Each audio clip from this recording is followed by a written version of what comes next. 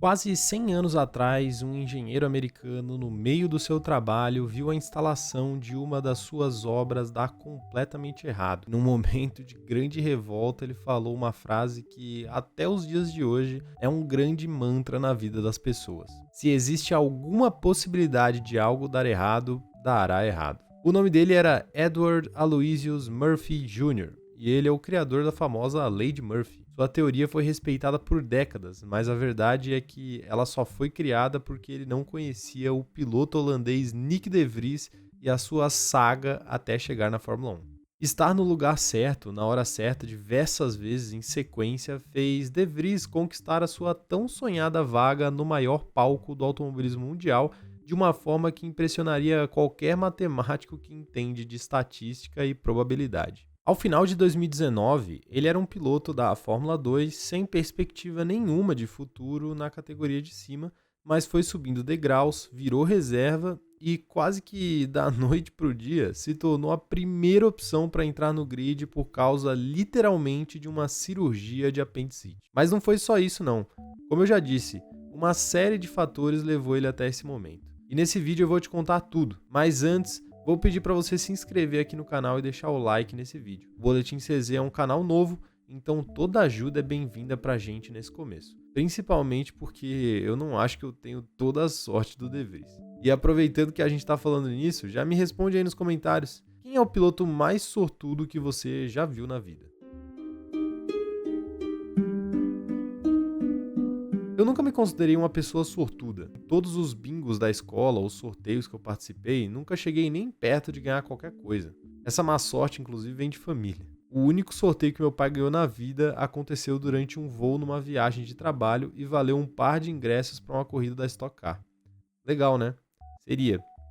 Se ele não trabalhasse numa das empresas patrocinadoras da corrida e tivesse no bolso um bolo de ingressos para distribuir para os clientes dele assim que ele pousasse. Apesar desse azar geracional, eu posso dizer que teve um momento da minha vida que tudo deu certo. No começo de 2021, eu tinha saído do meu antigo emprego, comprei umas câmeras, uns microfones e decidi fazer um podcast sobre Fórmula 1. Sim, exatamente meses antes da maior temporada de todos os tempos, eu tive a ideia de criar conteúdo sobre automobilismo na internet com um grande amigo meu.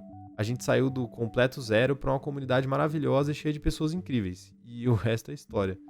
Isso é o que eu chamo de estar no lugar certo, na hora certa. Ou pelo menos eu achava, né? Até conhecer a vida e obra de Nick de Vries. Vocês podem até achar que eu estou exagerando, mas vamos voltar um pouco no tempo e entender como ele virou um piloto da AlphaTauri em 2023, apesar de essa experiência certamente não ter sido uma das melhores da vida dele. Na porta de entrada da Fórmula 1, o momento mais importante para pilotos jovens mostrarem seu valor, o De Vries passou longe de brilhar. Ele disputou a GP3, que é o equivalente à atual Fórmula 3, em 2016 e terminou apenas na sexta colocação. No ano seguinte, ele foi disputar a Fórmula 2 e correu por 2 temporadas. Em 2017 terminou em sétimo e em 2018 terminou em quarto, até que finalmente, em 2019, ele pudesse vencer o título na sua terceira tentativa. Mas mesmo sendo um veterano de terceiro ano, o Nick também não teve o maior dos destaques. Ele venceu apenas uma corrida principal durante toda a temporada e não imprimiu a dominância que se espera de alguém mais experiente em um campeonato tão jovem. Além disso, seu rival na briga pelo título daquele ano foi ninguém mais ninguém menos que o nosso grande amigo Nicolas Latifi, que o tempo provou futuramente ter um nível sofrível de pilotagem para os parâmetros da Fórmula 1. Por conta disso tudo, o holandês acabou sendo dispensado da academia da McLaren mesmo no seu ano de campeão. E sem perspectivas nenhuma na Fórmula 1, ele foi anunciado como piloto da Mercedes para a Fórmula E, naquele que talvez tenha sido o primeiro grande passo sortudo de toda essa jornada. Pouco tempo depois, na temporada 2020-21, De Vries chegou ao título da disputa dos carros elétricos, que tinha acabado de ser reconhecido pela FIA como mundial. Incrível, né? Mais ou menos. Em primeiro lugar, obviamente a Fórmula E não é nenhuma referência técnica em relação à Fórmula 1. Afinal, pilotos sem espaço na Fórmula 1 é que vão parar na Fórmula E e não o contrário, né? E dito isso, caso ele fosse extremamente dominante no ano, nós poderíamos até justificar que, apesar do nível técnico médio ser menor, o holandês conseguiu se sobressair. Mas aí você vai ver como é que foi esse título e simplesmente 14 pilotos chegaram na última corrida do ano com chances matemáticas de título. E não, você não entendeu errado. Literalmente mais da metade do grid podia ser campeão na última corrida. Assim, nada contra, né? Principalmente do ponto de vista de telespectador, deve ter sido um baita final de campeonato para se acompanhar. Mas com essa quantidade de piloto podendo chegar ao título, fica difícil me convencer de que ser campeão desse negócio aí nessa época não tenha sido, dentre outras coisas, uma enorme obra do acaso. E enquanto ele conquistava suas glórias, ser um piloto Mercedes na Fórmula E acabou abrindo portas para ele. Pois é, ele recebeu o cargo de papagaio do Toto Wolff e virou piloto de testes da Mercedes na Fórmula 1. Isso por si só já seria uma demonstração de sorte, mas acontece que no período em que ele foi contratado, algumas equipes também estavam sem pilotos reservas. Curiosamente, justamente as equipes que usavam o motor Mercedes na época. Por consequência disso, o De Vries se tornou um piloto reserva não só de uma, como de 3 equipes da categoria ao mesmo tempo. Praticamente todas as escuderias clientes da Mercedes adotaram o holandês como suplente.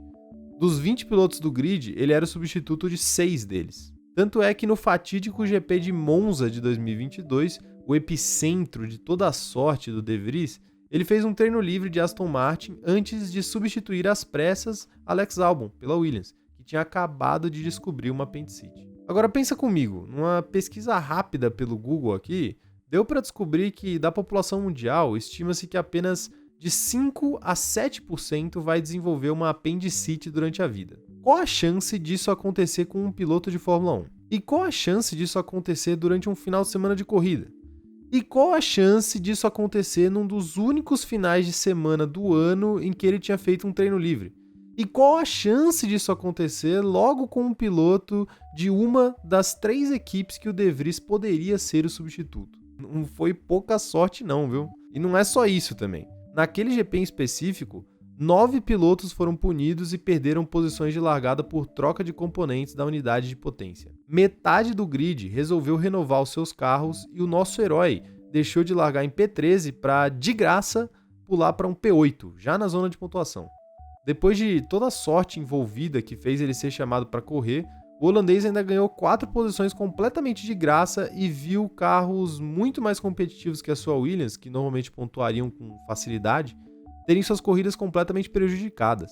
Como se isso não fosse o suficiente, o seu companheiro de equipe por uma corrida seria justamente o seu freguês na Fórmula 2, Latifi, que estava extremamente pressionado no ano por ter marcado apenas 1 ponto até ali. Se George Russell ou Lance Stroll tivessem uma cirurgia para fazer, ele seria comparado diretamente apenas contra os campeões mundiais Lewis Hamilton ou Fernando Alonso. Tranquilamente 2 dos 3 melhores pilotos daquele grid, conhecidos por dizimar os seus companheiros de equipe ao longo das suas carreiras. Para completar, a corrida ainda seria em uma pista que, apesar de extremamente tradicional na Fórmula 1, está longe de ser o maior desafio técnico para um piloto que nunca tinha corrido pela categoria antes. No final das contas, o De Vries aproveitou tudo isso. Completou a prova em P9, marcou 2 pontos e acabou ultrapassando no campeonato seu parceiro de corrida por um dia. Aí a narrativa dos fãs e de toda a imprensa já estava pronta, né? Em uma corrida, ele fez mais do que o Latifi o ano inteiro. Que de fato é uma verdade, mas não deixa de ser uma verdade que foi exagerada e muito difundida também pelo fato do canadense se tratar da grande piada do grid que tinha, de mãos dadas com Michael Masi, praticamente acabado de definir o histórico campeonato de 2021. A partir daquele momento, De Vries virou uma opção viável para as equipes da Fórmula 1 por ter demonstrado que era capaz de assumir o carro do dia para a noite e fazer uma ótima corrida, algo que pesa muito num esporte em que nem todos conseguem se adaptar. Para contribuir ainda mais, ele tinha o carimbo de campeão da Fórmula 2 e campeão mundial da Fórmula E. Muito embora eu já tenha dito aqui que, mais do que o título em si, é importante analisar como que ele foi vencido, né? E parece que o pessoal lá dentro do paddock não pensou muito nisso.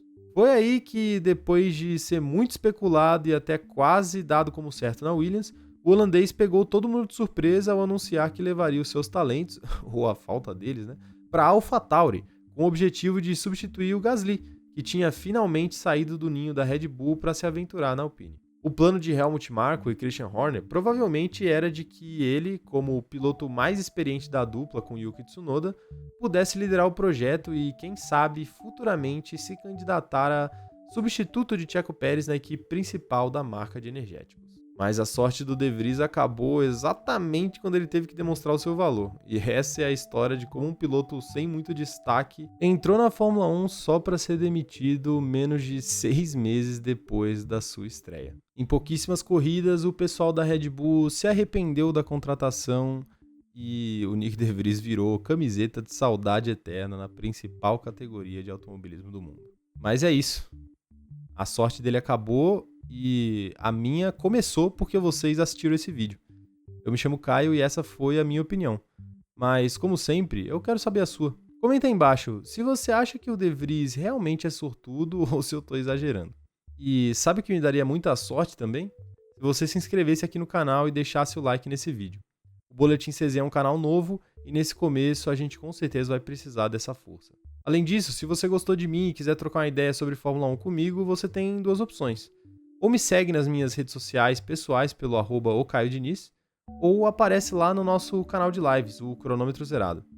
Toda segunda, terça e quinta, a partir das 11 horas da manhã, a gente entra ao vivo por lá e interage bastante com o chat. É isso então. De um jeito ou de outro, a gente se vê por aí. Valeu, até a próxima e tchau, tchau.